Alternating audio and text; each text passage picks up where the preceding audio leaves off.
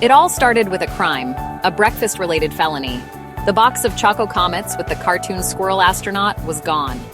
In our house, there's only one suspect for a cereal heist, my 7-year-old son, Leo. He treats sugary cereals like rare treasures. I knew I had to confront him, but this wasn't just about cereal. It was time for the big talk, about my multiple sclerosis. My husband, Mark, caught me practicing my opening line in the mirror. Maybe lead with something less ominous, he suggested, coffee in hand. He was right. How do you tell your kid you have MS without making it sound like the end of the world? I found Leo under the dining table, building a blanket fort, Choco Comets box in hand. He looked up, chocolate dust on his face, and offered me some.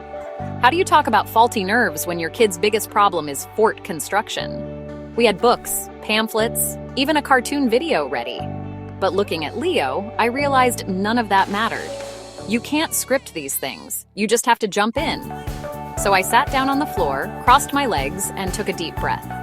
The great cereal heist was about to become the backdrop for the most important conversation of our lives. It felt ridiculous, scary, and, well, like our family. A little weird, a little messy, and definitely full of surprises. Sometimes the best talks start with a missing box of cereal. And a whole lot of love. The anxiety before the talk was unreal, worse than waiting for scan results. Mark and I strategized like generals. Operation Tell Leo without freaking him out. Our first idea? Puppets. Yes, puppets. I had Sir Reginald the sock puppet to explain nerves. Mark had a badger for resilience. We did a dress rehearsal, then burst out laughing. Worst idea ever. Puppets were out. Plan B, a giant glittery brain poster. Mark called the lesions brain sparkles. I pictured Leo telling his teacher, "My mom has brain sparkles." We were overthinking it, making it weird. The night before, I couldn't sleep. What if he got scared? What if he thought it was his fault? Mark squeezed my hand. He's smart, he loves you, just be honest. No puppets, no glitter, just us.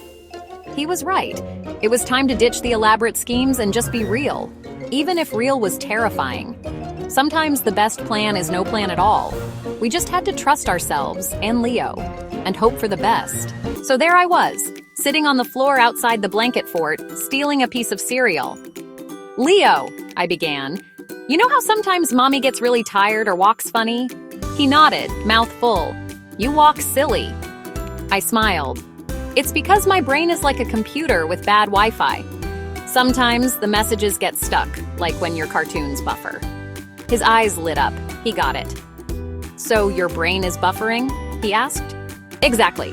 Some days the signal is strong and I can do everything. Other days it's weak and my legs don't listen.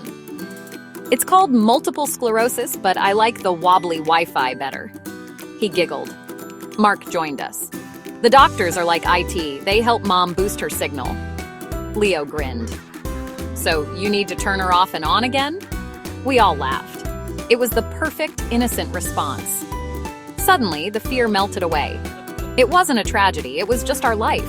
And apparently all I needed was a good reboot. The tech metaphor worked. Leo understood. We were in this together. Sometimes a little humor is the best medicine, and a good Wi-Fi analogy doesn't hurt. The conversation had finally begun. The tech talk took on a life of its own. Leo, now fully invested, had ideas. "Maybe you need a new antenna, Mom." We laughed, turning the medical talk into a family engineering session. "On good days," I said, "my brain gives my legs a big thumbs up." Leo copied me. "So your legs get a like?" "Exactly! And on really good days, we all subscribe to Mom's legs," Mark joked, miming a big red button. Leo's eyes widened. "Subscribe? So they keep working?" "You got it, buddy. We're all on Team Mom." It became our new family joke. MS wasn't a monster anymore. It was a glitchy system we'd managed together. Leo patted my knee. "I subscribe." Then he gave my other knee a thumbs up. "And I like this one." It was the sweetest, funniest gesture. Suddenly we were a team. And my legs had more subscribers than ever. Every superhero has a weakness. For me, it's heat, stress, or multitasking. We turned my MS into a supervillain story. I became Captain Wobbly fighting Professor Fatigue. Leo loved it. "So the sun is your kryptonite?" Kind of. When I get too hot, my Wi-Fi gets worse. Professor Fatigue is turning up the heat. Leo became my sidekick, the shade maker, vowing to protect me from the sun. He donned sunglasses and a bucket hat, handing me my garden hat. "I will protect you, Captain Wobbly." Now, instead of being scared, Leo was empowered to help. He pointed out shady spots and reminded me to drink water. The superhero story gave us a way to talk about tough days. "Uh-oh, Professor Fatigue scored a hit," I'd say. "Don't worry, the shade maker is here," Leo would reply. We turned fear into adventure and teamwork. As the talk ended, the Choco Comet's gone and the fort collapsing, I felt peace. The monster in my mind wasn't real, just my son in a bucket hat, my husband laughing, and us figuring it out. We hadn't just explained MS, we'd created our own story.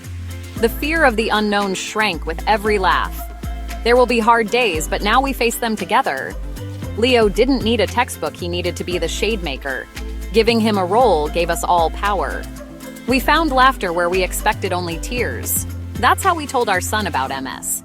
It wasn't perfect, but it was ours. This is just the pilot episode.